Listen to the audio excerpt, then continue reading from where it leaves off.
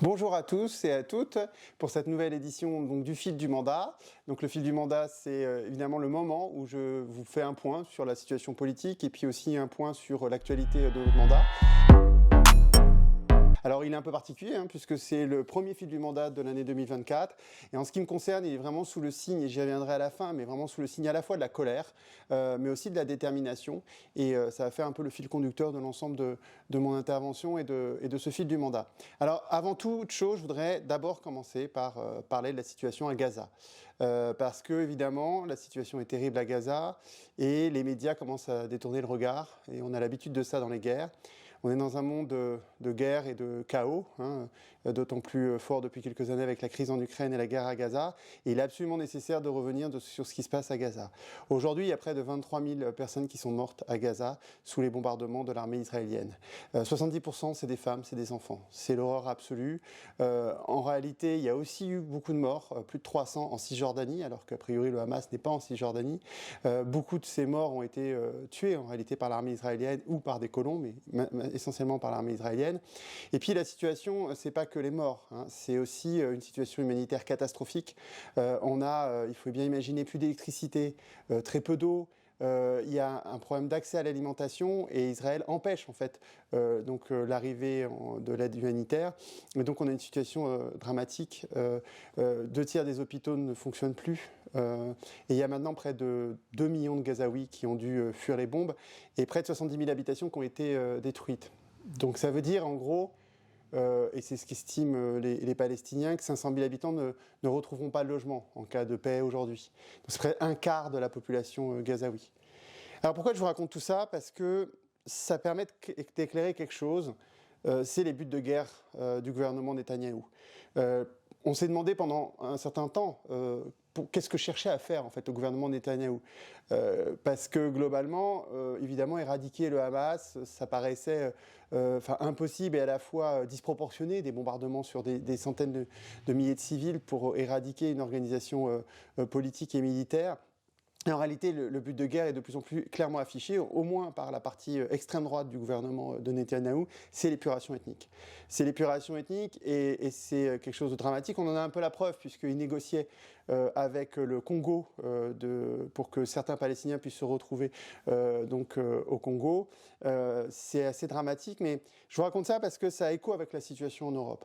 Parce que hier, l'AfD, qui est le parti d'extrême droite équivalent au Rassemblement national en Allemagne, a fait une rencontre avec des grands dirigeants d'extrême droite. Alors c'était pas une rencontre publique, c'était pas censé sortir dans la presse, y compris dans la presse française, mais ça a été divulgué pour réfléchir à une remigration en fait, une remigration de millions d'Allemands d'origine étrangère, parce que leur projet politique, c'est que tous les étrangers soient renvoyés dans leur pays, et ils imaginaient des lois pour renvoyer les étrangers dans leur pays. Donc vous voyez bien le parallélisme entre la politique d'extrême droite ethnique et d'épuration ethnique de Netanyahou et la politique d'extrême droite qu'on a aussi sur le continent européen. C'est vraiment le même mal et les mêmes causes qui risquent d'avoir les mêmes effets, c'est-à-dire un monde de chaos et d'horreur, car une épuration ethnique, c'est toujours l'horreur. Alors évidemment, tout le gouvernement Netanyahou n'assume pas cette politique complètement. Ils annoncent qu'ils seraient prêts à faire un gouvernement transitoire sous autorité quand même israélienne, mais fondamentalement, ce qu'ils veulent, c'est un État. Ils refusent la solution maintenant à 2 États, et un État sous domination israélienne. Donc ça équivaut quand même à la fin à une situation d'apartheid et à une épuration ethnique. Alors c'est probablement pour ça, puisque c'est une situation d'apartheid qui risque d'être au bout du bout la solution, que l'Afrique du Sud a demandé d'essayer de voir s'il pouvait pas avoir des accusations de génocide, de tentative de génocide de la part du gouvernement israélien à Gaza. Et donc ils ont interpellé la Cour pénale internationale, et on est assez fiers que Jean-Luc Mélenchon puisse y être représenté, y être présent en fait, puisque il a été mandaté par une des associations d'Afrique du Sud. Donc quelles sont les conséquences pour nous ? D'abord, se mobiliser largement dans la rue. On va continuer tous les week-ends à se mobiliser. On sera nombreux à Marseille ce dimanche pour se mobiliser pour Gaza. et puis aussi continuer à faire pression sur le gouvernement français, car il n'a pas été à la hauteur de la situation. Évidemment, aujourd'hui, on devrait avoir des sanctions contre l'État d'Israël, on devrait exiger la démission de l'ambassadeur d'Israël. Voilà, toutes choses qui n'ont pas été faites, et petit à petit, ça s'efface des médias, et cette situation est pour moi insupportable.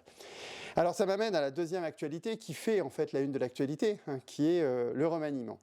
Alors, sur le remaniement, j'ai écrit une note de blog sur la politique politicienne du remaniement, où j'y discute de pourquoi ils ont changé un tel, et de quoi ce remaniement est-il le nom. Donc, je ne vais pas le décrire là, ça ne me semble pas quelque chose de fondamentalement important. Par contre, ce qui est important, c'est que la nomination de Gabriel Attal, c'est la dernière cartouche de la Macronie.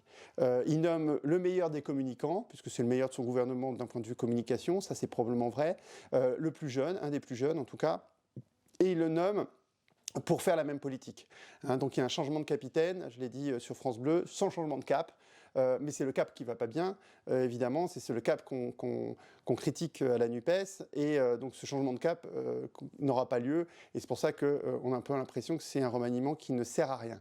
En réalité, c'est un remaniement qui montre la faiblesse du camp macroniste.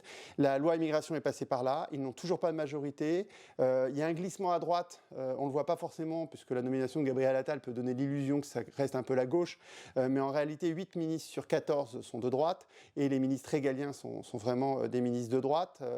Darmanin reste, et puis le maire reste. Hein, donc on a vraiment... et puis je le dis aussi dans l'article de blog, mais c'est quand même beaucoup de ministres qui ont fait la manif pour tous, donc c'est quand même pas très rassurant sur les positions du gouvernement sur ces questions-là. Donc le glissement à droite se poursuit, mais on sent bien que la Macronie n'a pas de solution, et elle va vers un effondrement en cas d'échec aux européennes. Et donc, qui pourra ensuite remplacer Attal si échec aux européennes? Donc on sent bien en réalité qu'il n'a même plus personne pour remplacer son casting existant. Il y a, à part Rachida Dati, c'est tellement drôle qu'on ne va pas en discuter ici, mais aller chercher Rachida Dati comme ministre de la Culture, ça fait vraiment beaucoup rire. Mais en fait, il n'a pas pu débaucher d'autres personnes pour devenir ministre, parce que plus personne veut rejoindre le Titanic. Et en plus, je dirais juste ce point-là, en plus, sincèrement, c'est un changement de capitaine, mais un capitaine qui est lui-même pas très apprécié d'une partie de l'équipage du bateau, hein, du Titanic en question, puisque on le sait très bien, Darmanin et le maire ne sont pas vraiment en bon accord avec Attal. Donc voilà pour cette situation-là, mais néanmoins, c'est la colère aussi qui prévaut en ce qui me concerne. Parce que fondamentalement, on n'aura pas les changements politiques nécessaires, et sur deux sujets que j'ai traités dans la dernière période. Mais la France a vu son empreinte carbone qui n'a pas changé depuis 2016, donc on ne fait pas le travail pour la bifurcation écologique, et rien ne va changer. Le ministère de la Transition écologique, d'ailleurs, maintenant est devenu le 8e ministère dans l'ordre hiérarchique des ministères. Il n'y a plus aucune volonté sur l'écologie.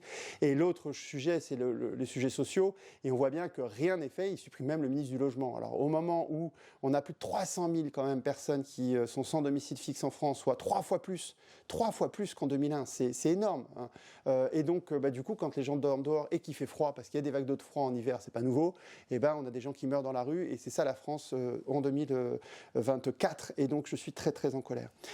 Donc mes colères, mes déterminations, je vous l'ai dit, parce que je pense qu'il n'y a pas de fatalité à ce que la seule réponse à la Macronie, ça soit évidemment le Rassemblement national. Il y a une autre possibilité, c'est que la gauche et les écologistes se rassemblent, et que l'Union populaire sur une ligne de rupture en fait soit victorieuse à la fois dans la rue et dans les urnes. Et je voudrais que ceux qui m'écoutent en fait s'engagent dans les syndicats, les associations, continuent de s'engager, continuent à combattre en fait pour la justice sociale et la justice écologique en 2024, parce qu'il n'est pas possible de se résigner au vu de la situation. La loi immigration d'ailleurs a été un électrochoc. On a bien vu en fait le risque de fascisation dans notre pays. C'est quand même la première fois qu'on a une loi réellement de préférence nationale. C'est vraiment le projet de Jean-Marie Le Pen de 84. Hein, c'est cette loi-là qui a été adoptée avec les voix du Rassemblement national. Je rappelle, sans le Rassemblement national, il n'y aurait pas eu l'adoption de cette loi. Et face à ça, nous on a redit, et c'est le message de Manuel Bompard aux partenaires, il est nécessaire qu'on se remette autour de la table sur certains sujets pour se battre ensemble dans la rue contre la politique du gouvernement, mais aussi pour continuer à essayer de voir s'il n'y a pas la possibilité. je fais des périphrases, vous comprenez bien, pour avoir au moins une candidature unitaire aux européennes. Et si on n'y arrive pas aux européennes, il faudra quand même qu'on continue le travail de rassemblement. En tout cas, ça, c'est ma conviction, pour qu'en 2027, on puisse gagner. Alors, ensuite, concernant l'actualité parlementaire, je ne vais pas être très long, parce qu'en ce moment, il n'y a pas énormément d'actualité parlementaire. Juste vous signaler que j'ai trois propositions de loi qui sont en cours de rédaction. Une première sur l'accès à l'enseignement supérieur, qui fait suite à un rapport sur notamment la nécessité d'un service public à l'orientation. Une deuxième sur les espèces invasives, qui fait suite aussi à un rapport que j'avais fait. Et une troisième sur plutôt une proposition de loi sur la Constitution pour essayer de cadrer les conventions citoyennes pour qu'elles ne puissent pas être... pour éviter toute récupération en fait, dans l'usage des conventions citoyennes, parce que je suis très attaché à la 6ème République et à la nécessité en fait, de changer en profondeur nos institutions. Et je ne peux pas conclure ce fil du mandat et ce premier fil du mandat de 2024 avec beaucoup aussi de tristesse, puisqu'on doit rendre hommage au moins à deux de nos camarades qui sont décédés pendant la période hivernale. Donc notamment Jean Sicard, on était aux obsèques cette semaine. La semaine dernière plutôt, et Jean Sicard était un militant de toujours à Marseille. Moi, depuis que je suis à Marseille, je le connais dans les manifestations. Je crois que j'ai jamais vu une manifestation sans Jean Sicard. C'était un militant syndical, c'était un militant du Larzac, c'est un militant qui a commencé en 68. Il a été dirigeant CFDT, il a fondé le parti de gauche avec d'autres, et il était à la France Insoumise. Et c'est vraiment, on perd un ami, on perd un militant, et l'hommage qui lui a été rendu au moment de ses obsèques qui était très émouvant, et il y aura aussi un hommage politique, on vous en reparlera. Nous avons aussi appris le décès de Jean-Michel Laurence, qui était un militant PS, qui venait aussi, comme d'ailleurs Jean Sicard, souvent à nos assemblées de circonscription. C'était un élu de la mairie du 4-5, qui était en charge de la sécurité. Ma suppléante Pauline Tourné le voyait tous les mercredis, donc lors des réunions de sécurité sur les quartiers. C'était quelqu'un qui était connu partout. Moi, j'ai pu le voir dans les quartiers, notamment sur Rebaille. Il était là depuis toujours.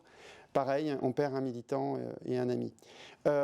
Juste pour vous signaler que je continue donc ma tournée de mon livre Le Capital, c'est nous. On était à Toulouse la semaine dernière. On sera à Montpellier le 25, à Paris le 30 avec, j'ai le plaisir de pouvoir dialoguer avec Émeric Caron, à Agen le 8 février et probablement à Amiens aussi le 19 mars et probablement avec François Ruffin. Et je vous engage à nous rejoindre donc sur nos réseaux sociaux. Je vous engage à nous rejoindre aussi lors de nos assemblées de circonscription. Là, la prochaine, qui sous forme de vœux aura lieu donc le 1er février au CMA des Chartreux. Et encore une fois, la situation est difficile, la situation sociale est difficile, la situation écologique est catastrophique, la situation mondiale est catastrophique, mais néanmoins, les seuls combats qu'on perd sont ceux qu'on ne mène pas.